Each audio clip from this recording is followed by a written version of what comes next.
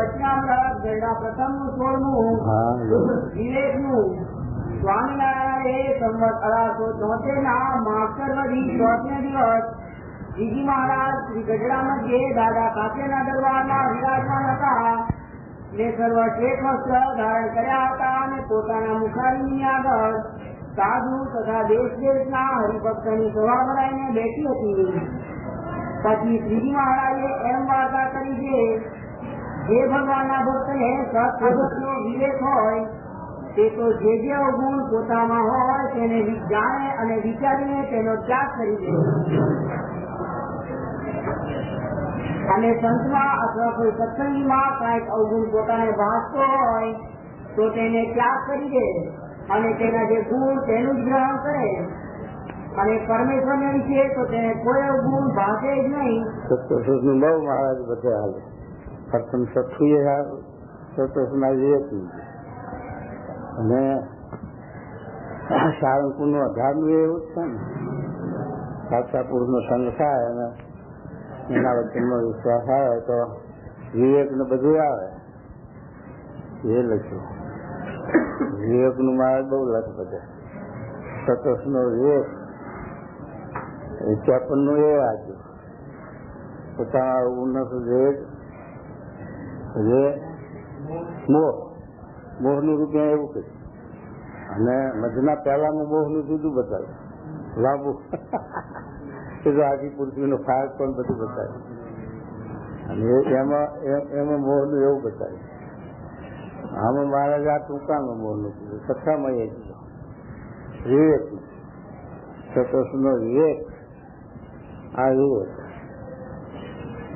મહારાજ કે ગુણ ગ્રાહક દ્રષ્ટિ મહારાજને એ કરાવવું છે.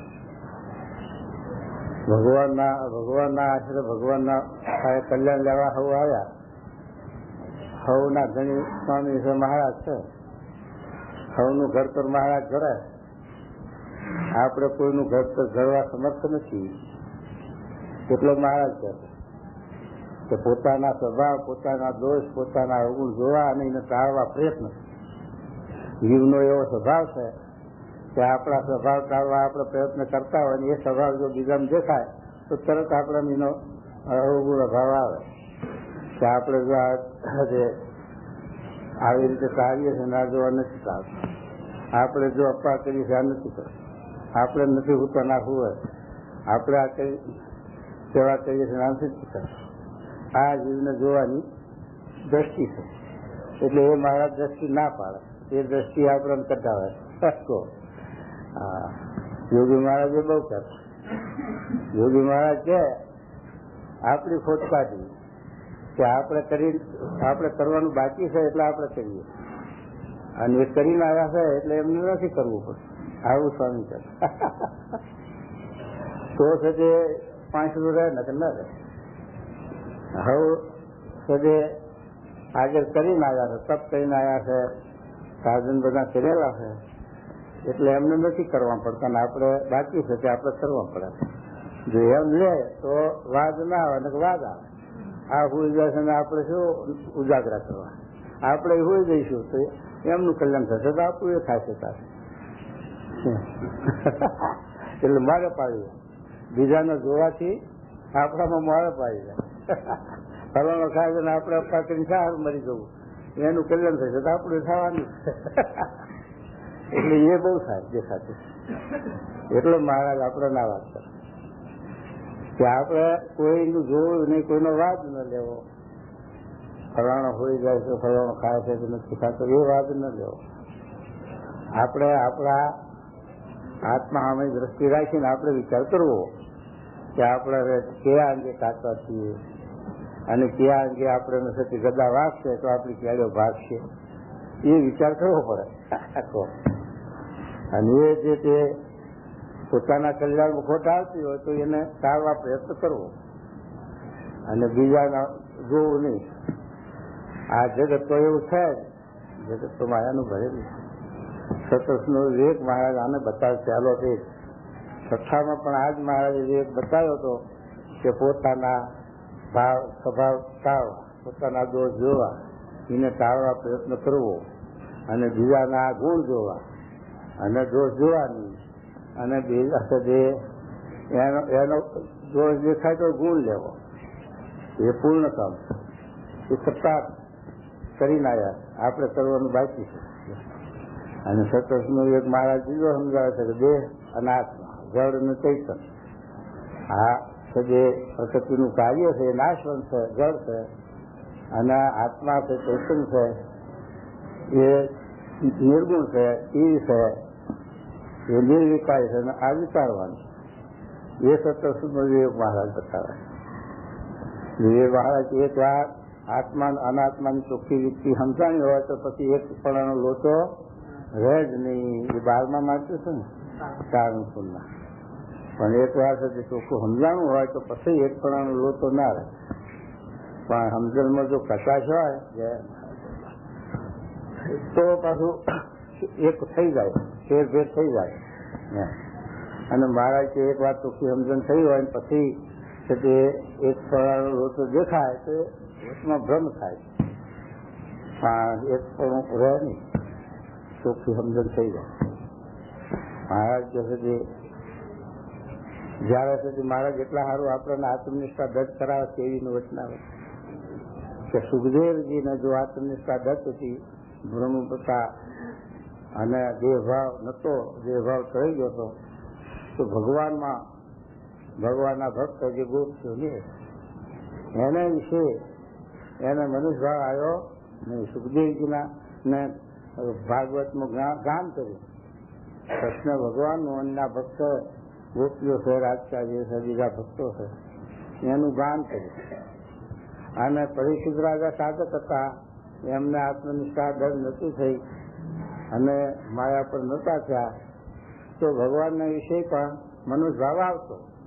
અને ભગવાનના વિશે આવે તો એના ભક્તોના વિશે તો આવવાનો, કારણ કે એમાં તો સહેજ ગુણનો દોષ ગઈ રહ્યો. મહારાજે લખ્યું સપના કે ભગવાનના ભક્તમાં ગુણ છે અને દોષ છે, તો ગુણનું ગ્રહણ કરવું, દોષનું ગ્રહણ ન કરવું. અને ભગવાનમાં તો દોષ ભાષે જ નહીં, એમ લખ્યું પડે. ભગવાનમાં તો દોષ છે જ નહીં અને ભાષે જ નહીં. અને એ તો જન્મ કર્મ છે. એમની જે ક્રિયા, એમનું જે કર્મ, એમનું જે પ્રવૃત્તિ છે એ તો અનંતજીના કલ્યાણ હશે, મોક્ષને હશે. છેલ્લાના 14માં પણ માણે એ તો સમજવાનું. એવા ભગવાનના ગુણાતીત પુરુષ છે, એમાં જે સાહિત્ય શિથિલતા જેવું આપણે જણાય તો આ લાખો માણસનું કલ્યાણ કરવું છે અને આ પ્રવૃત્તિ કરવી છે, એમાં છે કે એ જો શિથિલતા ના દેખાડે તો એ કાર્ય છે થાય કેમ બને. એટલા માટે એવા ભગવાન છે, ભગવાનના એવા ગુણાતીત પુરુષ આપણું કલ્યાણ કરવા, હજારો જીવનું મોક્ષ કરવા, ધર્મનું સ્થાપન કરવા આવ્યા હોય, એનામાં કોઈક માયિક ભાવ છે જ નહીં.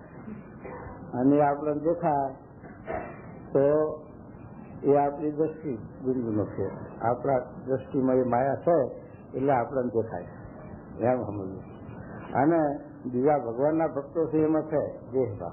એ મહારાજ લખ્યું કે એમાં ગુણ છે ને દોષ છે, પણ ગુણ વધારે છે, દોષ તો થોડા હોય. જો દોષ વધારે હોય, ગુણ ઓછા હોય તો સત્સંગમાં રહેવાય નહીં, શકાય નહીં. માત્ર ગુણ છે, દોષ નથી, દોષ ઓછા. તો એ દોષનું ગ્રહણ ન કરવું, ગુણનું ગ્રહણ કરવું, એ મહારાજે એ વિવેક આપ્યો. અને આયા ભગવાનના સ્વરૂપમાં આ વિવેક આપ્યો. એટલા માટે મહારાજ આ વચનાવત આપણને સમજાવે છે વિવેકનું. પ્રથમ વિવેક આવવો જોઈએ. 10મો નિધિ વિવેક છે, એ 10મો નિધિ. 9 નિધિ 10મો નિધિ વિવેક. વિવેક વગર ના થાય. મહારાજે વિવેક વ્યવહારમાં બતાવ્યો. મહારાજે વ્યવહારમાં વિવેક બતાવ્યો. ઘણા મહાન ત્યાગી હોય પણ આ મોટો વ્યવહાર લઈને બેઠા જો. 6 ઘરબારી જેટલો એક મઠધારીનો વ્યવહાર છે. દરેકનું કામ પડે આમાં. મજૂરથી તે મોટા સાહેબ અમલદારો, આપણે દરેકનું કામ પડે. જો આપણે જે મહારાજ કે કોઈ મોટા માણસ આવ્યા હોય, કોઈ અમલદાર આવ્યા હોય, કોઈ શેઠી આવ્યા હોય, કોઈ સારા માણસો આવ્યા હોય, એનો સત્સંગ હોય કે ના હોય, પણ મહારાજ કે એનો આદર સત્કાર છે. વિવેક શીખવાડે, એ પણ વિવેક. એનું બોલાવા ચલાવવા રાખવું. કારણ કે એવા મોટા માણસને મનુષ્ય ભાવ આવી જાય તો આપણા સત્સંગમાં આપણને ભજન ભક્તિનું સુખ ના આવે, એમાં વિક્ષેપ ના થાય, વિઘન કરે આવે. અને જો સતીમાં એવાને હાથ્યા હોય તો સત્સંગનો ગુણ કરી જાય, જીના જીવનું તો કલ્યાણ થાય અને સત્સંગની પુષ્ટિ થાય, વૃદ્ધિ થાય, સમાજ થાય. એ પણ મહારાજે જોયું કાંઈ વસ્તુ નહીં, નકર તો આ તો નિશ્ચય ત્યાં કે નથી કોની કરવા પડી હોય. પણ મહારાજ એવો છે કે ગૂંથણી ગૂંચી છે ને કે ના કરવું હોય તો થાય. એવો મારા ઉઠાલન લખ્યું છે ને કે ગ્રસ્ત અને હરિભક્તે ત્યાગીએ અરસપરસ મોહબત રાખે. તો ગ્રસ્ત એ અન્વસ્ત્ર આપણી સેવા કરે, આપણી ખાતરી કરે, આપણા દુઃખ વાપરે. અને આપણે હરિભક્તને રાખવું, વાતો ચીતે કરીને એની સંભાળ લેવી. વાતે ચીતે કરીને જોગી મારા શું કહેતા કે વાતે કરીને તો ઠીક, પણ ચીતે કરીને શું? તો કે પેલું આવે એટલે એમને ઉતારા પાણીનો ભાવ પૂછવો, ઉતારાનો ભાવ પૂછવો, જાપણનો ભાવ પૂછવો, પછી ખાવાનો ભાવ પૂછવો. એ બધી સગવડતા કરીને પછી બેહો કથા વાર્તા સાંભળવા. નથી પેલા આવે એવા કથા વાર્તા સાંભળવા બેહો, પેલાનું મન ઊંચું હોય અને એને એમાં કથામાં વચ્ચે રહે નહીં. અને આપણું ગુણ ના આવે આપણું, અને આપણા વિશે હેત ન થાય. અને બોલાવતા જીવ તો મારા શાસ્ત્રી મહારાજ કહેતા કે આ દેશ માન્યો ને ધાન્યો છે, કે માન આપો અને ખાવા પીવાની સંભાળ રાખો તો મરી પતે, તમારા સાથે તૂટી મળે. અને જો પછી એમાં કશે પડી તો તમારું જ્ઞાન એક કોરી પડી જાય, તો પછી ઉભો ના. અને જ્ઞાનની સમજૂતી કોઈને જ્ઞાનની પડી જ નથી. આ તો છે મન ધન આપીએ તો હવે સેવા કરે, સત્સંગ કરે અને ભાવ રાખે, હેત રાખે. જો આપણે હજી આવી એમનું રાખીએ તો પછી સત્સંગ સારું મારી માટે માથા આપે. પણ જો ના રાખ્યું તો થઈ હજારો પણ સેવા કરી હોય પણ જરાક ફેરફાર પડ્યો, બોલાયા ચલાવના રાખ રખાવવાનો તો તરત મનુષ્ય આવી જાય. એટલે એ થતી આ સત્સંગ થયા થતાની વાત છે ને, જેને પાકા સત્સંગ થયા છે એને પછી દેશકાળ વાંધો ના આવે, પણ એવા થોડા નીકળે. એવી સમજણની દર્શાવાળા ઓછા હોય સત્સંગ. એ મહારાજ કહે છે કે આ વિવેકની વાત કરે છે કે આવી રીતે સત્સંગનો વિવેક એટલે મહારાજ કે દેહના ભાવ, દેહ જુદું છે, એ દેહના ભાવ દેહમાં હોમવા અને દેહ તોનું બહાર પણ ઘર પણ જોવાની એ ભાવ જીવમાં ન લાવવા. દેહ ભાવ છે એ કોઈ દાડો આ આત્માના ગુણ દેહમાં આવવાના નથી. એટલે દેહમાં નથી આવવાના એટલે શું છે કે એને ફરિયા આવવાના જ. દેહને આત્માને નહીં આવે, આત્મા ઘરડો નહીં થાય. દેહનો 80 વર્ષ થયા છે પણ આત્મા તો એનો એ છે બાળકનો બાળક. આત્મા ઘરડો થતો નથી અને દેહ ઘરડો થશે. દેહને સાથે બાળક પણ ઘર પણ જોવાની થશે, નાત જાત વર્ણ આશ્રમ નામ ગામ બધું થશે.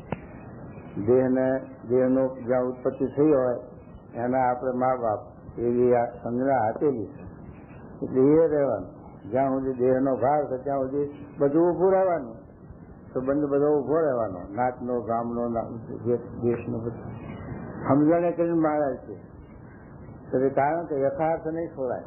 વ્યવહારમાં જ્યાં સુધી થઈએ મહારાજ કે જળ ભરત ને સુખજી એ બેની વાત હતી કે સુખજી ઓર ભર્યા ભાગ્યા હતા, સર્વજ્ઞ હતા, સિદ્ધિવાળા હતા અને પૂર્વના યોગ ભ્રષ્ટ જીવ હતા, સંસ્કારી હતા. તો એ જન્મ્યાનો ઓર ભરા ભાગ્યા છે અને રાજ્યની ત્યાં વાંચો ન કરી. આવો જેનો છે તે ત્યાગ છે અને કોઈ પદાર્થની અપેક્ષા નહીં, એમની જ અદભુત યોગી માતા છે. લોકો છે તે ધૂળ નાખે, ખાણ નાખે, હરિયા હંતારે એવું બધું લે, છતાં પણ મકના હાથીના ગોળી ઓલમોસ્ટ હાલ્યા જાય સુખદેવજી. અને પેલી અપસરાઓ પેલી સ્ત્રીઓ નાતી હતી, સુખદેવજી નીકળ્યા તો કાંઈ સાથે મર્યાદા ન રહી, રાજ ન રાખી. અને જાતજી પોતે નીકળ્યા ત્યારે મર્યાદા રાખી, લુગડો પહેરી લીધા, સંકોચ પામી. ત્યારે પૂછે કે આ કેમ સતી આવી છે? સુખદેવ ગયા હતા આ મર્યાદા ન રાખીને વ્યાજની હું નીકળ્યો હતા. ત્યારે ગોત્યું ત્યારે એ સ્ત્રીઓ બોલે કે સુખદેવજીની દ્રષ્ટિમાં સ્ત્રી પુરુષ નથી. સુખદેવજીની દ્રષ્ટિ માયા પર છે, આત્મદ્રષ્ટિ છે, બધા આત્મા જ છે. અને વ્યાસજી કે તમારી દ્રષ્ટિમાં સ્ત્રી પુરુષ ભાવ છે એમ કીધું. જો સુખદેવજીની દ્રષ્ટિ માયા પરની એવી હતી, એવા ભરતજીની દ્રષ્ટિ હતી. ભરતજી પણ રાજ મૂકીને ચાલ્યા ગયા હતા અને આ લોકમાં પ્રવૃત્તિ નથી એમને. તો મહારાજે લખ્યું કે જળ ભરતનું સુખજીની મતે આ સાથે વિગત નથી, વિધિ નિષેધ નથી. આ પારવું ના ન પારવું, આ રસ્તે જવું ના રસ્તે ન જવું, એવો જે ભેદ એ સુખજીને જળ ભરતની મતે નથી. જો તમે એવી રીતે સુખદેવને જળ ભરતની સ્થિતિમાં જવું હોય તો તમારા મતે આ વિધિ નિષેધ નીકળી શકે. તો એમણે સુખજી જળ ભરત શું બોલ્યા કે અમારા આત્મા પરમાત્માની જ્ઞાનની સ્થિતિ આગળ તમારા વિધિ નિષેધ કાંઈ ગણતરીમાં નથી. ઋષભદેવ ભગવાનનું તો મહારાજ નામ જ નથી, કારણ કે એ બહુ અઘરી વસ્તુ મૂકી.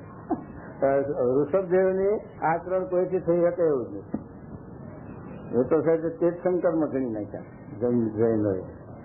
એટલે અતિશય સતી ત્યાગ એ તો સતે હાફ ગુણાતી સ્થિતિ કે જે સતે પશુની જીવન જ પ્રસંગ જેવું છે.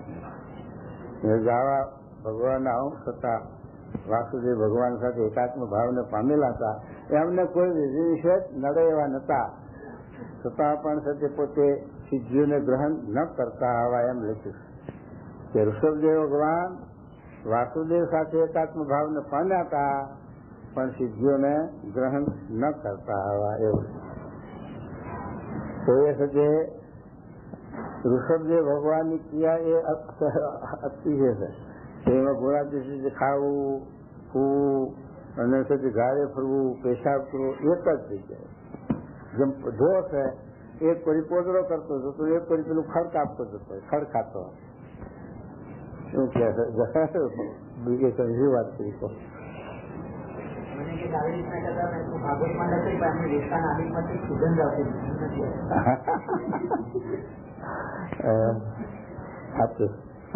એ મહારાજ વાત કરે છે. એ રીતે જેને સાથે આ જગતનો મોહ મૂકીને ચાલી નીકળ્યા જગતમાંથી, એના મતે આ સુખદેવજી જળ ભરી જેવી સ્થિતિ હોય એના મતે નિષેધ કર્યો. પણ આપણે વ્યવહારમાં રહેવું છે, આપણે દુનિયાદારી હજારો જીવનું કલ્યાણ કરવું છે, તો આપણે સાથે એ સ્થિતિ વર્તવા જઈએ તો ના હાલે જાતી.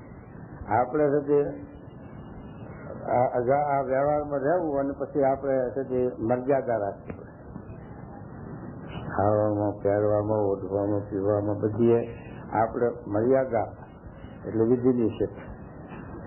એ મહારાજ પછી આ આપણને વિવેક બતાવે કે આવી રીતે આત્મા અનાત્માનો વિવેક, ચૈતન્ય વિવેક, બ્રહ્માની રાત્રિ દિવસનો વિવેક બતાવ્યો કે એ હાથો રાત્રિ દિવસને જાણનારો.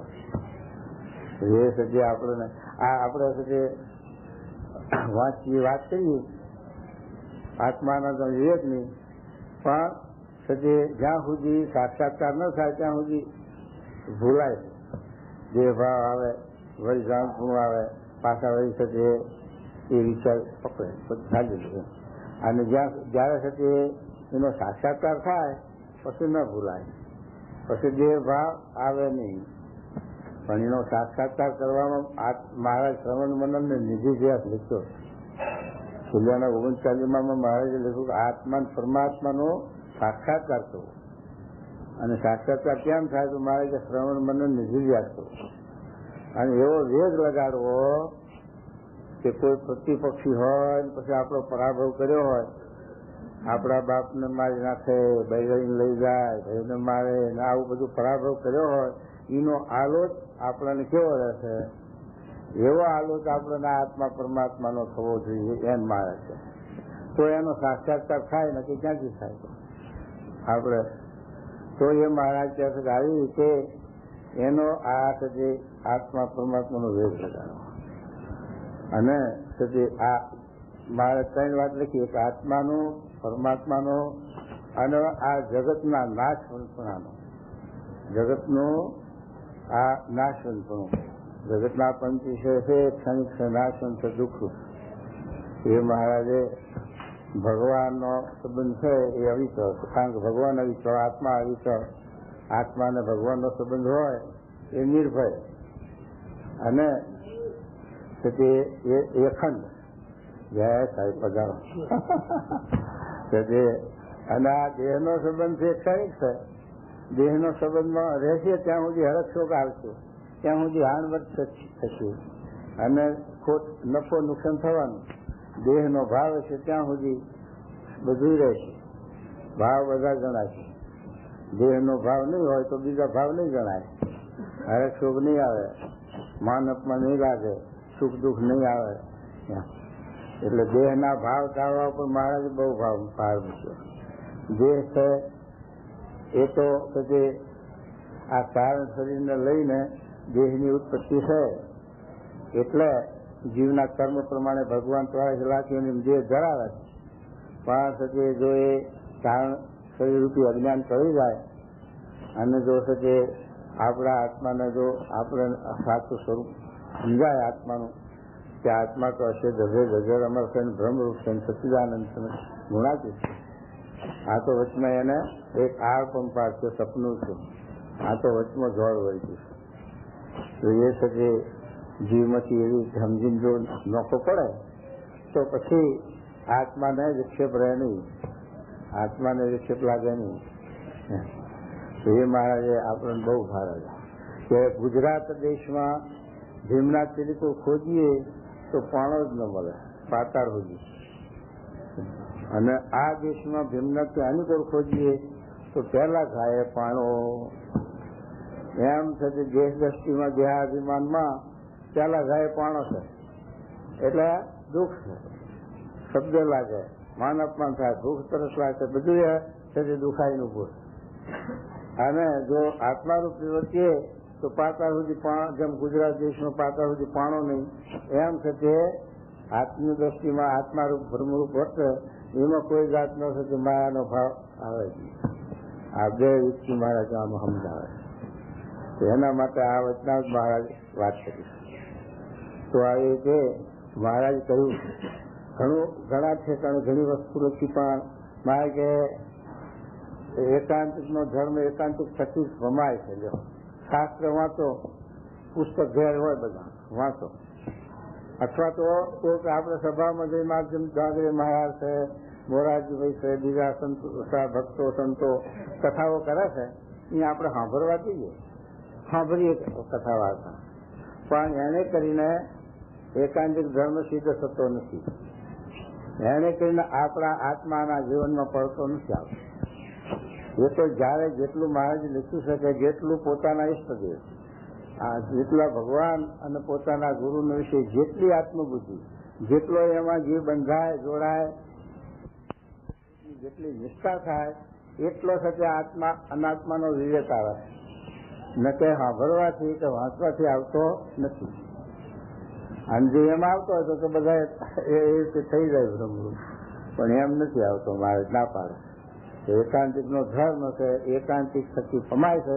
તો એકાંતિક થકી ભમાય છે તે કેમ ભમાય કે એમાં આપણને તે જોડાણ થાય. તો મને વચને દેહ કરીને જીવ જો એમાં જોડાય તો તે આ જીવ ભવતર વાતેથી કે સાંભળવાથી કરતો નથી. એ તો જેટલો છે તે એમાં છે આત્મબુદ્ધિ એટલો આત્માનંદ જોઈએ એ મહારાજ. એમાં જેટલો આપણે અંતરાય એટલો આપણને દેહાધ્યાસ રહેશે, દેહ ભાવ રહેશે. એમાં જેટલો અંતરાય એટલો દેહ ભાવ રહે. નકર તો મારે કીધું તો જેટલા છોકરાને ત્યાં બોલ આત્મા, આત્મા રૂપ છે, ભ્રમરૂપ છે. પછી પૂછ્યું પહેલા કોણ છે? મા બાપ જે હરિજન. મહારાજે 100 વાર ગોખાય કે હું આત્મા છું. 100 વાર આત્મા આત્મા કરાય. પછી મહારાજ પૂછ્યું એટલે કોણ છે? તો મારા મા બાપ તમે કહેવડાવો છો હું આત્મા કહું છું પણ શું તો હરી જાય. આ જીવ સાથે એકાત્મ ભાવ કેવો થઈ ગયો છે તો એ મારે કે એમાંથી જુદું પડવું એ બહુ અઘરું. એમાંથી આ જેમ સુધી મહારાજ આંબલીના કચુકાનું એ દ્રષ્ટાંત આપ્યું છે. ત્યાં આંબલીનો કચુકો છે એના ઉપર ફોતરું છે. એ ફોતરું છે ત્યાં સુધી એ કચુકો ઉગે છે. એના સાથે કારણ શરીરનો સંબંધ છે. એને લઈને એક કચુકો ઉગે અને પણ એને સાથે જો એનું કારણ શરીર ટાળવું હોય તેને અગ્નિમાં શેકવું પડે. એને જરા અગ્નિમાં શેકો એટલે ફોતરું કચુકાથી જુદું પડી જાય. એના સાથે સાથે પેલું અંકુર પણ બળી જાય નાખી એટલે એ કચુકો પછી ઉગે નહીં.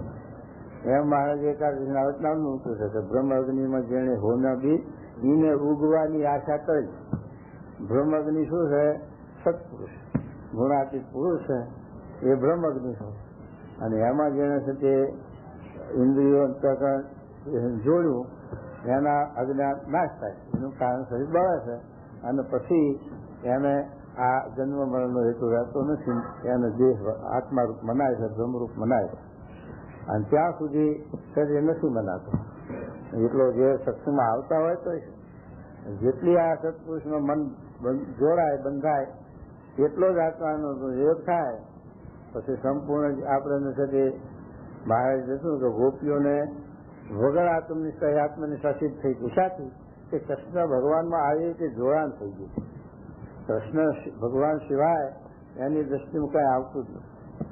એવું અતિશય જોડાણીને થઈ ગયું તો એને મહારાજે કહ્યું કે એને વૈરાગ આવી ગયો, ધર્મ આવી ગયો, આત્મનિષ્ઠા આવી ગઈ, બધું આવી ગયું. ગોપીઓને વજન આત્મનિષ્ઠા સિદ્ધ કરે થઈ ગયું.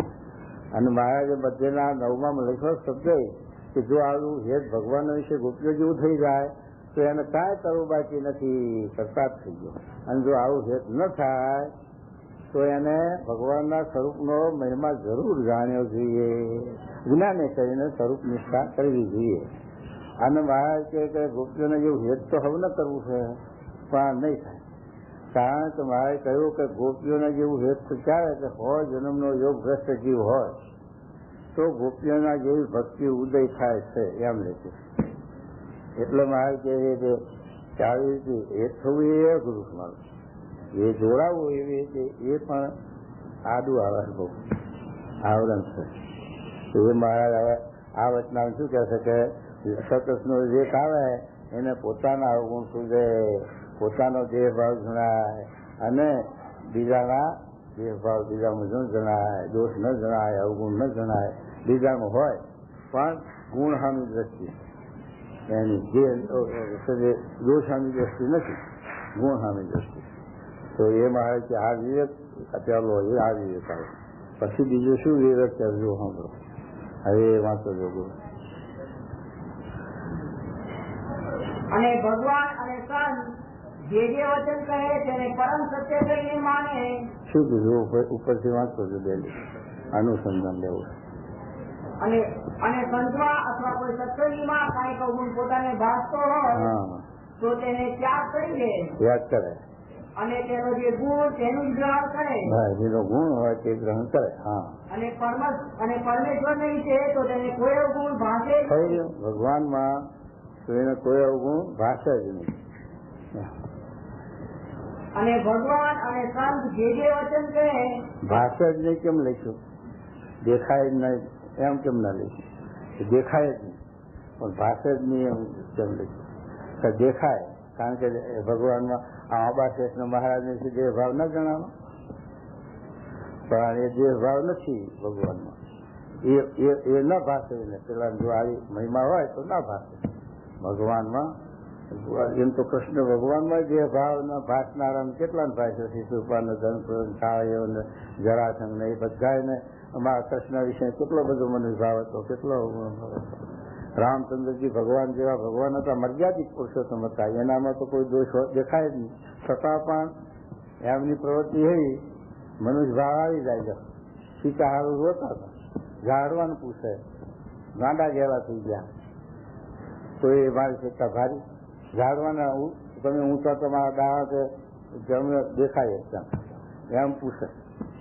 આવું કરે પછી એ વખતે કોને એમ સમજાય કે રામચંદ્રજી ભગવાન છે તો એ તો પછી અત્યારે તો બે ભરવાડ ભેગા થાય આવો રામ રામ ધાબળા નાખે લાકડી એથી મેલીને ભેટ આવો રામ રામ પણ એને રામની જીત છે અને એ રામ હતા તારા આવી રીતે મહિમા સમજી શકે એમ એ વખતે તો ના સમજી શકે.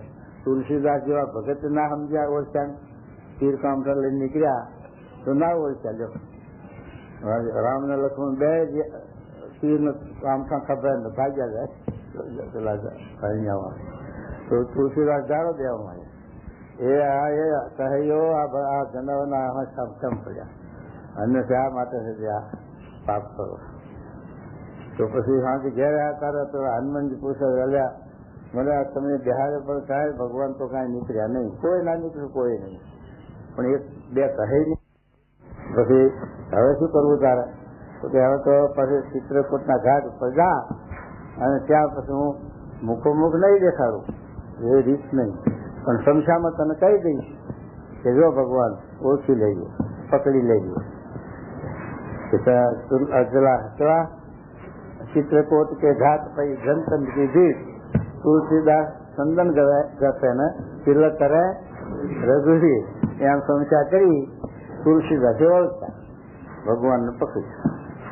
એટલે પછી આ મહિમા સમજાણો અને આ રામાયણ બનાવી તુલસી રામાયણ હાથમાં એ ભગવાનના ભક્તના થકી મહિમા સમજાણો. હનુમાન દાદે જો ભગવાનનો મહિમા હતો, ભગવાનના વિશે આવી નિષ્ઠા હતી, અનિર્દોષ ભાવ હતો, આવું બધું સમજતા હતા હનુમાનજી, તો તુલસીદાસને નિશ્ચય કરાયો.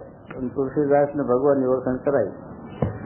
એમ છે કે ભગવાનના ભક્ત હોય એના થકી ભગવાન ઓળખાય ને નિશ્ચય થાય, જગતા થાય. તો શું કહે છો? અને ભગવાન અને સંત કે જે વચન કહે તે પરમ સત્ય કરીને માને. ભગવાન અને સંત જે વચન કહે, કારણ કે શ્રદ્ધા અને વિશ્વાસ અને આ જે મિથ્યા છે એ ક્યારે આપણને જાણે? કારણ કે આપણી બુદ્ધિ પકડેલી નથી, આપણને તો કઈ એવું જેવું નથી ભેંસું એવા. આ તો વાણ વિશ્વાસ એ ચાલે છે. વચમાં જઈને આપણે ડુબાડી મારશે તો પણ વિશ્વાસ છે નહીં ડુબાડે. પ્લેન ઉડાડે એમાં બેસીએ છીએ તો કદાચનું ઊંધું નાખશે તો પણ નથી વિશ્વાસ. વિશ્વાસ એ આપણે આ કામ હાલે. વિશ્વાસ એ છે કે વાણ હાલે. એમ છે કે 95% વિશ્વાસ ઉપર છોડવું પડે, કારણ કે આપણને કઈ ગીત છે નહીં. પણ ભગવાન સત્પુરુષ ને શાસ્ત્ર એના વચને કરીને આપણે આ પ્રમાણ લીધું જ બધું. ગૌલોકે નથી ભાજ્યું, વૈકુંઠ નથી ભાજ્યું, અક્ષરધામે ભાજ્યું નથી, અને કાંઈ આપણને ખબર નથી. છતાં પણ શાસ્ત્ર સત્પુરુષોના વચને આપણે આ પરમાં જીવમાં ઉતાર્યું. પેલા સ્વામી કે તમને ગૌલોકમાં લઈ જઈ તો તે ખાડા મેં તો પડે જ હે, તો એ ક્યાં ભારે આવે તો ક્યાંથી ખબર પડી? ખબર. પણ આ શાસ્ત્ર વિશ્વાસ સત્પુરુષનો, ભગવાનનો અને શાસ્ત્રનો વિશ્વાસ એને કરીને તે આ બધું પ્રમાણ થાય. ન કે અનુભવ પછી થોડા ભગવાનનો અનુભવ કરાવે એની વાત જુદી, પણ બાકી તો 99% વિશ્વાસ ઉપર ચાલે. અને રામચંદ્રજી ભગવાને હરિવંશ ખંડમાં કીધું કે મારા વિશ્વાસે જે રહે એની હું બાળકની જેમ મા બાપ રક્ષા કરે એમ એની હું રક્ષા કરું છું. માટે વિશ્વાસી શ્રેષ્ઠ છે એમ 14મા વચનામાં લખ્યું મહારાજે, અને એ હરિવંશ ખંડમાં લખ્યું છે. તો એ મારે શું કહે છે? સંત કે જે દેહ તું દેહ ઇન્દ્રિય મન પ્રાણ થકી જુદો છું, સત્ય છું, તેનો જાણનારો છું, દેહાદિક્ષર અસત છે, એના વચને કરીને આપણે આ ગઢ કરવાનું છે. આપણે તો એવું એક થઈ ગયું છે, આત્મા તો કઈ દેખાતો નહીં, અનુભવાય તો આપણે જેમ લાગે કે આ જે છે કે પેલા 4 લાખ વાળા છે એની વસ્તી ઓછી છે. એ 4 લાખનો મત એવો નાસ્તિક છે કે આત્માને માનતા જ નથી.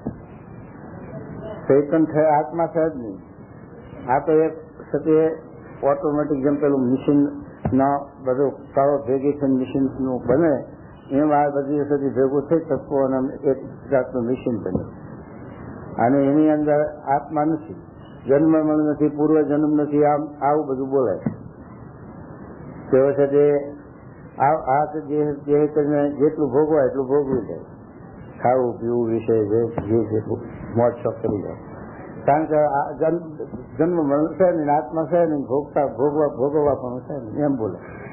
એટલે હવે તો એને આપણે તમે શું પ્રમાણ આપો? શાસ્ત્રનું પ્રમાણ આપો, મહાન પુરુષોનું પ્રમાણ આપો કે ભાઈ જો આવા મહાન પુરુષો ભગવાન થઈ ગયા, મોટા પુરુષો વ્યાસજી જેવા, કૃષ્ણ ભગવાન જેવા એવા મહાન પુરુષો થઈ ગયા, એ કાળદર્શી હતા, અનુભવી હતા, સદૈવ હતા, એમણે આ પ્રમાણ આપ્યા છે, માટે વસ્તુ સાચી, એના ઉપર આપણે આ પ્રમાણ લેવું પડે. શું પ્રમાણ લે તમે કહો? તો એવા મતો છે નાસ્તી કેટલા સારું છે. એ 4 વાક વાળાને કાંઈ માને નહીં, ભગવાન ને ના માને, જન્મ મને આત્માને ભોગતા પણ ન માને. આ કર્મ દેહ કરીને જે કર્યું એ પછી જે પર્યાચરી કાંઈ છે નહીં, બીજો જન્મ નથી, આત્મા નથી, પછી ભોગવવાનું કોણ? માટે છે કે આમ વધતું જાય. એવી સમજણ વાળા પણ જીવો નાસ્તિકો ઘણા આવે. આ તો આપણે ભગવાન અને સત્પુરુષનો શાસ્ત્રનો વિશ્વાસ એને કરીને આપણે આ સત્ય આત્માને, અને આપણને એટલો જ અનુભવ થાય કે વેદની મર્યાદા, શાસ્ત્રની મર્યાદા, મોટા પુરુષની આજ્ઞામાં વર્તવાથી અક્ષરધામમાં તો જવાય ત્યારે ખરી વાત, પણ આ સત્ય શાંતિ વર્તે, સુખ આવે, અને અક્ષરધામને જેવું સુખ આવે. કારણ કે તારા વિચારો શાંતિ, તૃષ્ણા નહીં, અને એવો કોઈ લોભ નહીં, પ્રકૃતિ નહીં, સ્વભાવ નહીં, એ જાય એટલે સહેજે એ જીવનું જીવન સંતોષી, શાંત અને નિર્વિકારી વર્તે. એટલે આ લોકમાં તો સત્ય અનુભવાય ખરું, પણ પછી દેહ મૂક્યા પછી આત્માને ભગવાન અક્ષરધામમાં લઈ જાય છે, એ તો પછી વિશ્વાસ ઉપર મૂકવાનું શાસ્ત્ર સત્પુરુષને. એમ તો શું કહે છે મહારાજ? અને ભગવાન અને સંત તે જે વચન કહે તેને પરમ સત્ય કહીને માને. જો પરમ સત્ય, સત્ય ખરું, પણ પરમ સત્ય ની માને. હા, પણ તે વચન વિશે સંશય કરે નહીં, પણ શંકા ન કરે. ત્યાં જો 84 લાખ યોનિમાં કરોડો વાઘથી જન્મ ધર્યા, અને જ્યાં જ્યાં મા બાપ, કુટુંબ, કબીલો, નાક, જાત, ગામ બધું વસાવી બેઠો હતો, એ કેટલું એ મૂકતો આવ્યો છે, અત્યાર સુધી મૂકે. અને આ જન્મના છે એ પણ આંખ મીટાય ત્યાં સુધી સંબંધ છે, આંખ મીટાય કોઈનો સંબંધ કાંઈ થાય જ નહીં, આવું દેખાય છે. પણ આ જીવને સાથે જીવનમાં ઉતરવું કઠણ. શમશાનમાં જાય અને પોતાના હાથે 100 મતનો મારે તો પણ વૈરાગ આવે નહીં.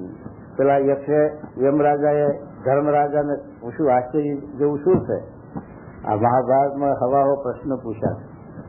પણ એ પાંડવો જયારે પેલા જળાશયમાં પાણી પીવા જાય છે ને, વારા પરથી પાણી ભરવા જાય, તે તો જાય ત્યારે પેલો યક્ષ એટલે યમરાજા છે, એ અદ્રશ્ય પ્રશ્ન કરે કે આ મારા પ્રશ્નનો ઉત્તર આવે તો પાણી લે, પાણી પી, નકર મરી જશે. તો પેલો ગંગારે નહીં, પાણી ભરે પીવે એટલે મરે, એ પછી હુઈ જાય. પછી બીજો ભાઈ આવે, એમ 4 ભાઈ આવ્યા. ત્યારે ધર્મરાજા વિચાર કર્યો કે આ બધા જાય છે, પાછા આવતા ને શું થાય છે, જઈએ. તો પછી ધર્મરાજા ગયા, પેલા યક્ષે પ્રશ્ન પૂછ્યો કે આ મારા પ્રશ્નનો ઉત્તર આજ ને તારા ભાઈઓને દેખાય તારી, તો શું પ્રશ્ન તારા થશે તો ભરો. તો પછી પેલો પ્રશ્ન કરવા માંડ્યો, ધર્મરાજા ઉત્તર આપવા માંડ્યો કે હવા હો પ્રશ્ન, હવા હો ઉત્તર આચાર, મહાભારતમાં જેવું છે. પણ પછી આ એક પ્રશ્ન પૂછ્યો કે આશ્ચર્ય સરખું શું છે? તારી આ વાત કરે ધર્મરાજા, જેસી રાજા, કે આશ્ચર્ય સરખું જ છે ને, કે આપણા હાથે હોમર દબાવીએ, આપણા ઘડિયા, આપણા જે વંશમાં દીકરાઈ જાય છે ને, આપણાથી નાના હોય છે તે ચાલી ગયું અને રાત થઈ ગઈ, અદ્રશ્ય થઈ ગયું. એનો ફરીનો કઈ આપણને જોગ થતો નથી, ફરીનો સમાચાર મળતા નથી, એ ક્યાં ગયો એનો, છતાં પણ આપણને મોહ તૂટતો નથી, એમાંથી વસ્તી આપણી તૂટતી નથી. એ આશ્ચર્ય છે, બીજું શું આશ્ચર્ય છે? ધર્મરાજાએ આ ઉત્તર આપ્યો. એટલે આ આશ્ચર્ય સરખી વાત છે. એ આપણને ભગવાન સંત કહે તો પણ આપણે સમસાન વૈરાગ થાય. આપણે સમસાનમાં હોઈએ ત્યારે વિચાર બેઠા બેઠા કરતા હોય કે આ ફલાણા ભાઈ જો જ્યાં ના બધું પડ્યું, છોકરા ઘર બહાર ને બધું ને આપણે એક દાડો જવાનું છે. પણ અહીંથી ઉઠીને જરા કહેતા આવ્યા પછી ઓહો થઈ, પછી ભૂલી જવાનું, પછી થઈ, પછી એ ના સાંભળે.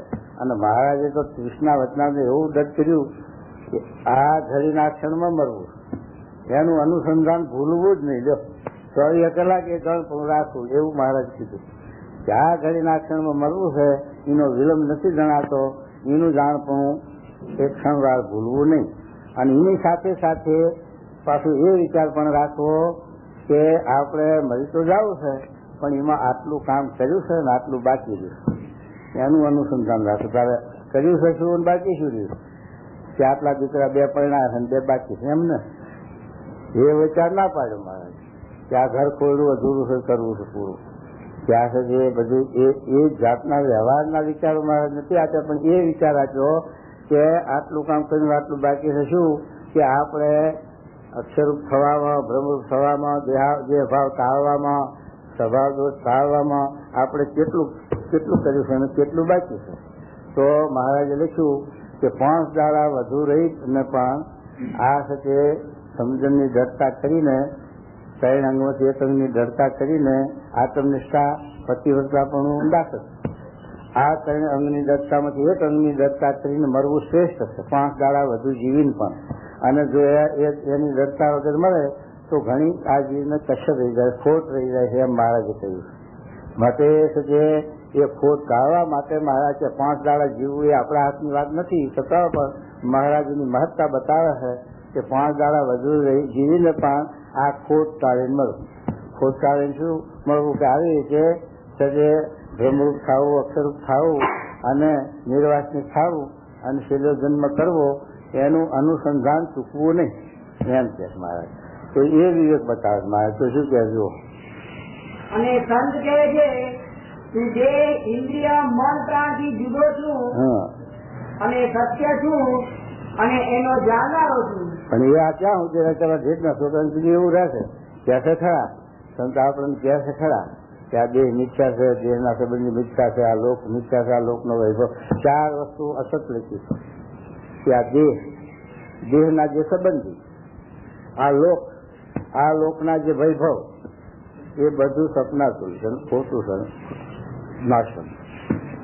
અને સત્ય 4 વસ્તુ લખી કે આ જીવ છે એ સાચો છે, એ ચૈતન છે એટલે એનો નાશ નથી. એટલે ચૈતન જીવ સાચો છે, ભગવાનનું ધામ અને ભગવાનના ભક્ત એકાંત. ભગવાનના ધામમાં જે ભગવાનના ભાવને પામીને જે મોક્ષ ગતિને પામી ગયા એ સત્ય. એ 4 વસ્તુ ભગવાન મહારાજ કે સ્વામી કહે છે સત્ય છે, અને 4 વસ્તુ આ અસત્ય. જોઈએ છે કે 4 વસ્તુ અસત્ય મનાણી હોય તો એમાં બંધાવાય નહીં, એનો મોહ ન થાય.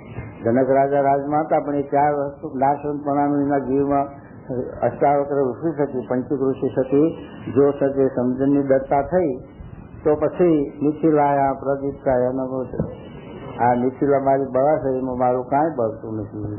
કારણ કે મારો દેહ નથી તો મારી મિથિલામાં મારું ક્યાંથી હોય? કશું દેહ મારો નથી, મિથિલા ક્યાંથી હોય? તો એને મિથિલામાં આગ લાગી તોય પણ વિક્ષેપ થયો નહીં, અને ક્ષોભ ન પામ્યા. અને ઋષિઓ હતા એમને આ સાયન્સની કસર, તો કોઈ ઉભો ના રહ્યો કે પેલો કે મારે ઝૂંપડી બળી જાય, પેલો કે મારી લંગોટી બળી જાય, પેલો કે મારી ટુંબડી બળી જાય, કે ધીરજ ના રહી.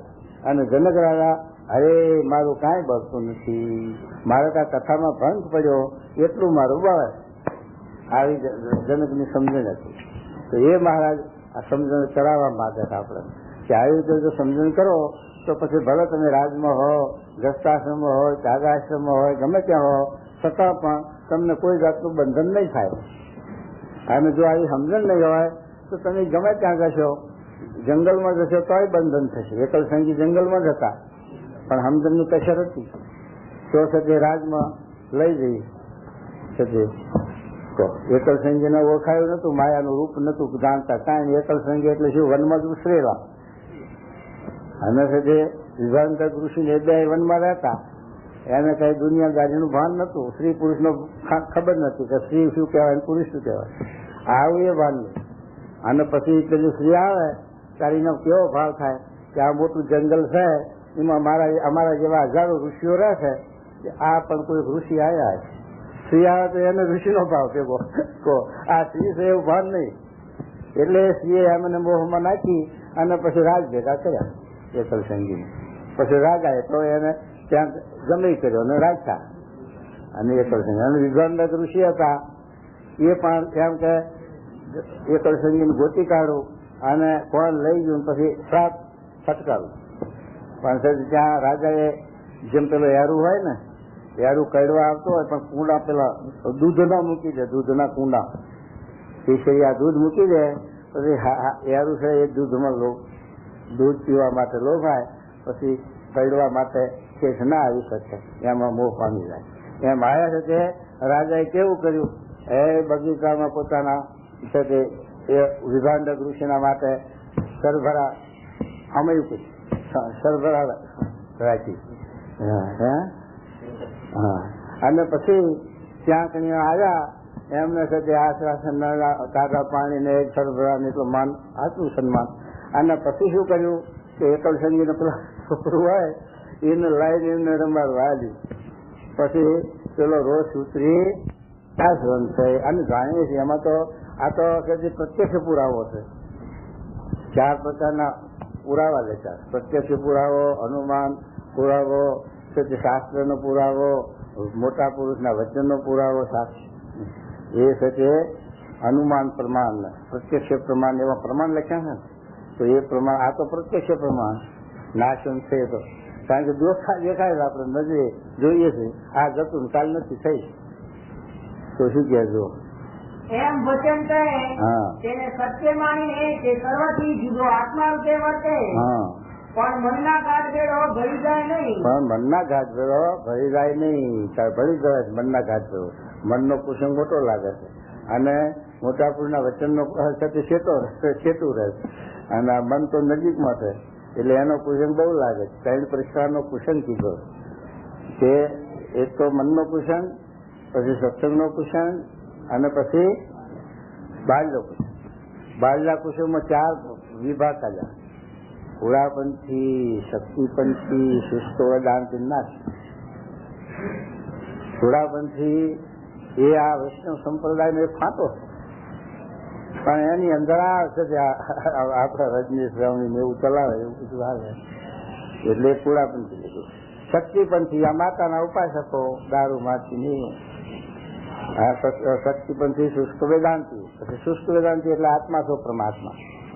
આત્મા છે એ જ ભગવાન છે, બ્રહ્મ છે, સચ્ચિદાનંદ છે. માટે એને વેદની મર્યાદા પાળવાની શું હોય અને એને ઉપાસના કોની કરવી એટલે બેસો ઉપાસનામાંથી અને ભગવાનની ભક્તિમાંથી પડી જાય છે. એટલે એ શુષ્ક વેદાંતિનું કુસંગ લખ્યો. અને નાસ્તિક છે એ ભગવાનને માનતા જ નથી. છે કે ભગવાન કોઈ છે જ નહીં, એ તો કર્મ ખપાડે એટલા કેવળ થઈ જાય બધા. એટલે એ 4 મતોનો મહારાજે કુસંગ છે. એ 4 પ્રકારના કુસંગ શક્તિ રક્ષા કરજો એવું મહારાજે આજકાલના વચના લખી શકે. અને એ બાલ્યો કુસંગ અને આ 2 અંદરના કુસંગ, મનનો અને સત્સંગનો કુસંગ. એમ 3 પ્રકારનો કુસંગ સ્વામી લખ્યો. તો આ મનનો કુસંગ મોટામાં મોટો, પહેલા નંબરમાં મનનો જ કુસંગ છે.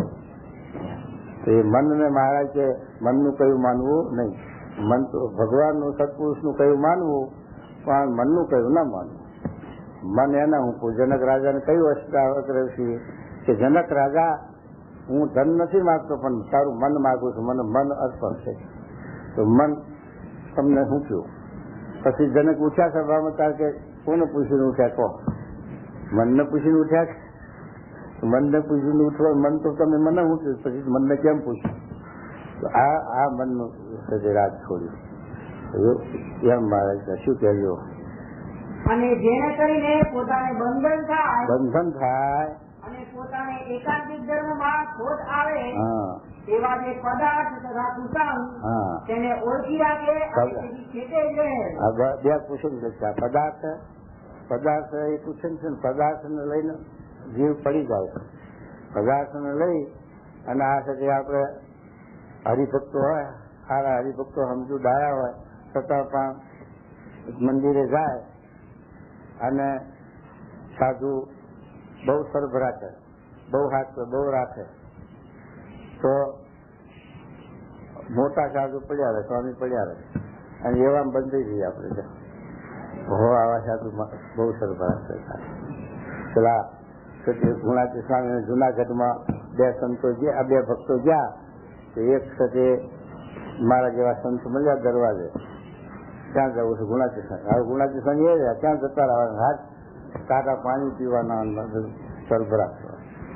તો પછી લઈ ગયા. અને એક ભાઈ હતો, એ તો જરાક મક્કમ હતો, એટલે ના પાડી કે સ્વામીને હું મજા વગર દર્શન કર્યા વગર મારે બી ક્યાંય જવું નહીં. એટલે સીધો સ્વામી પાડી ગયો. પછી સ્વામી પૂછ્યું, સ્વામી કે બે જણા હતા ને એકલો કેમ? તો કે સ્વામી એકને તો એક ભગતને તો મળ્યા સંત કે લઈ ગયા આશ્રમ. હે હા તે લઈ ગયા છે. ત્યાં સ્વામી કે ગયો ને ગયો ક્યાં ગયો? કલ્યાણના માર્ગમાંથી હેઠો જમપુરી લખવા. અને પેલા સ્વામી ભાઈ સીધા ગયા. એમ સ્વામી કે પદાર્થની લાલચ છે, આ રાક્ષસ આવે એવું છે મારી પાસે, એને લઈને આપણે પદાર્થને લઈને બંધાઈ જઈએ, લેવી જઈએ. એટલા માટે મહારાજ આપણને કહે છે કે કોઈ પદાર્થ કરીને કોઈ સારી બેટરી આપે, કોઈ સારું લુગડું આપે, કોઈ સારું પુસ્તક આપે, અને એવી રીતના પદાર્થ આપે કોઈ, તો એમાં લોભાવવું નહીં, બંધાવવું નહીં, લેવાવું નહીં. એક અને બીજું મહારાજ શું કહે છે કે આવી રીતે એકાંતિક ધર્મ ખોટાવે.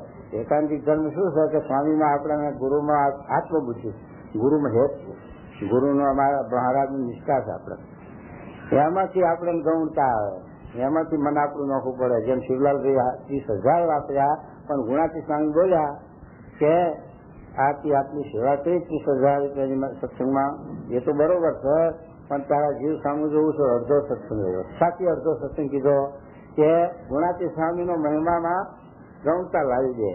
હવે ગુણાતી સ્વામી કરતા ત્યાં મોટા સંતા નિત્યાનંદ, ગોપાળાનંદ, જાપતાનંદ, સચ્ચિદાનંદ, ગુણાતી સ્વામી એવું ક્યાં સામર્થ્ય ઈશ્વર છે?